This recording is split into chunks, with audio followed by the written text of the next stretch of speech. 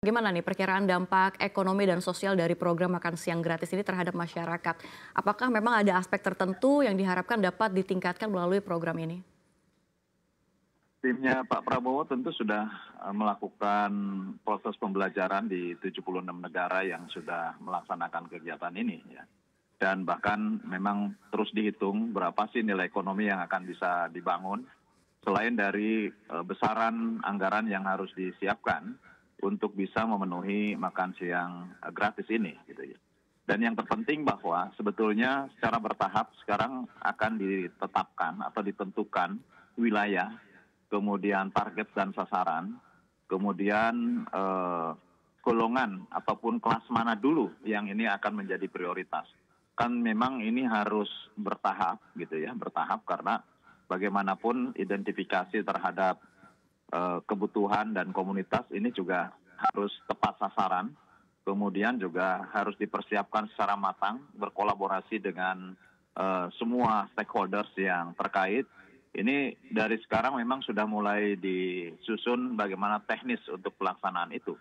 Dan tentu ruang fiskal yang diberikan oleh negara ini yang tentu akan menjadi skala prioritas terhadap program-program cepat Pak Prabowo. Selain makan siang gratis tentu ada program-program lainnya yang harus dipersiapkan.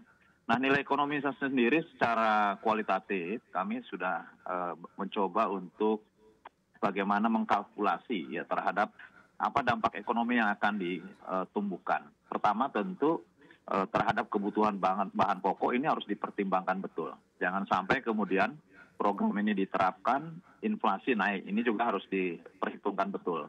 Sehingga kebutuhan-kebutuhan pokok yang nanti akan sangat dibutuhkan terhadap bagaimana gerakan UMKM menyiapkan makan siang gratis ini luar biasa. Ya, on farm-nya akan menggunakan terhadap seluruh sumber daya lokal. Seperti yang tadi Pak Haryo sampaikan bahwa sesungguhnya apa yang akan disiapkan terhadap program ini akan menumbuhkan ekonomi lokal dan basic basic price-nya terhadap kebutuhan nilai gizi yang berlaku di dalam lokal setempat.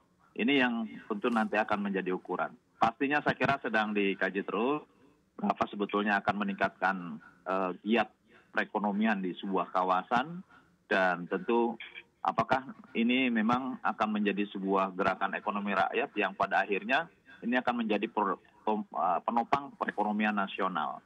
Oleh karena itu saya kira juga kami akan menghitung bagaimana perbandingan kos yang dikeluarkan, anggaran yang dikeluarkan dengan benefit dari perputaran ekonomi yang akan menjadi pemicu tumbuhnya ekonomi di daerah. Ini penting saya kira ke depan dan makan siang gratis yang boleh jadi pada waktu debat oleh kandidat lain dianggap enteng, ternyata ini bisa menjadi sebuah gerakan ekonomi yang luar biasa.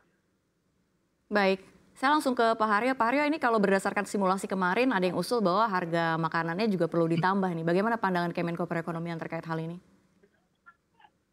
Ya, usulan dari simulasi kami kemarin banyak ya. Ada yang lucu-lucu juga karena yang ditanyakan langsung ke siswa-siswanya ya. Jadi ada yang bilang nasinya kurang ya kan, lauknya banyak nasinya kurang, terus kemudian juga menunya untuk kalau misalnya yang anak perempuan gitu ya, itu kebanyakan dan sebagainya. Jadi semua kami catat dulu. Memang tiap daerah tidak sama mungkin ya problem-problemnya, makanya tapi kami apresiasi sekali bahwa tadi saya sampaikan bahwa ada daerah-daerah yang antusias untuk memulai segera dengan inisiatif sendiri. Kemudian banyak juga manfaatnya, tadi sudah disampaikan juga oleh Pak Herman. Jadi kalau Pak Menko Erlangga sampaikan bahwa harapannya dari makan siang ini tentu gizi anak bisa terpenuhi, kemudian juga literasi gizi atau kesadaran anak-anak untuk makan yang sehat itu juga bisa dimulai lebih awal. Dan tadi yang terakhir bahwa ekosistem ekonomi lokal itu bergerak sehingga juga ketahanan pangan lokal itu juga bisa terkondisikan. Jadi itu Mbak mungkin yang kami bisa sampaikan sebagai tambahan. Baik, saya akan ke Pak Herman. Pak Herman, bagaimana nantinya jika program makan siang gratis ini bisa terintegrasikan dengan program bantuan sosial lainnya yang sudah ada di dalam negeri? Ya, Pertama memang harus dipastikan bahwa untuk program makan siang ini tidak akan mengurangi program-program bansos yang sudah ada. Yang kedua, karena masif dan membutuhkan anggaran yang biaya yang cukup tinggi dan kemudian ini harus dikoordinasikan pada lintas stakeholders, maka ini akan dibentuk sebuah badan pelaksana. Nah, badan pelaksana ini ya tentu nanti akan diserahkan kepada Presiden seperti apa dan tentu akan terdiri dari berbagai sektoral yang ada, mengintegrasikan dari berbagai stakeholders dan mempersiapkan terhadap implementasi dan pelaksananya yang tentu akan dilakukan di seluruh Indonesia. Jadi kalau berbicara persoalan piloting, saya kira ini memang harus dimulai ya, dan kalau ada daerah yang berinisiasi untuk melakukan ini tentu bagus. Sehingga kemudian apa yang disampaikan oleh Pak Erlangga adalah belanja masalah, kita akan dapat bisa melihat ya meski tentu ada 76 negara lain sebagai proses pembelajaran, namun tentu untuk bisa memastikan bahwa sesuai dengan situasi dan kondisi wilayahnya masing-masing, ini sejatinya bahwa bisa dilakukan di wilayah masing-masing. Dan tentu kalau anggaran 2025 ya dipastikan ini akan masuk dalam pembahasan.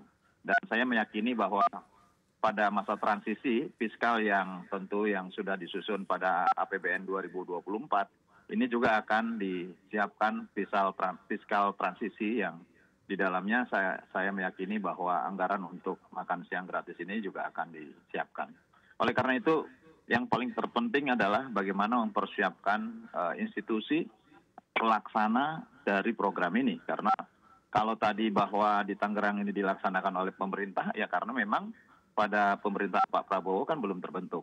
Dan tentu badan mana yang akan melaksanakan, menteri mana yang akan melaksanakan, ini juga belum ada yang bisa ditunjuk. Oleh karena itu, piloting seperti ini bisa saja nanti dilaksanakan di era pemerintahan Presiden Jokowi. Gitu. Sehingga nanti pada waktu terjadi transisi pengalih kekuasaan kepada Presiden baru, tentu program ini nanti bisa dijalankan dan running yang sesungguhnya adalah nanti pada anggaran belanja tahun 2025. Baik, jadi sedikit agak nyolong start begitu ya Pak Herman ya. Saya akan ke Pak Haryo. Pak Haryo, ini kan program baru ya, baru, jadi bukan nyolong start gitu. Karena ini program baru dan konsepsi dari pemerintahan Pak Prabowo dan Mas Gibran itu adalah keberlanjutan. Tentunya ya kita harus mempersiapkan segala sesuatunya dari pemerintahan saat ini.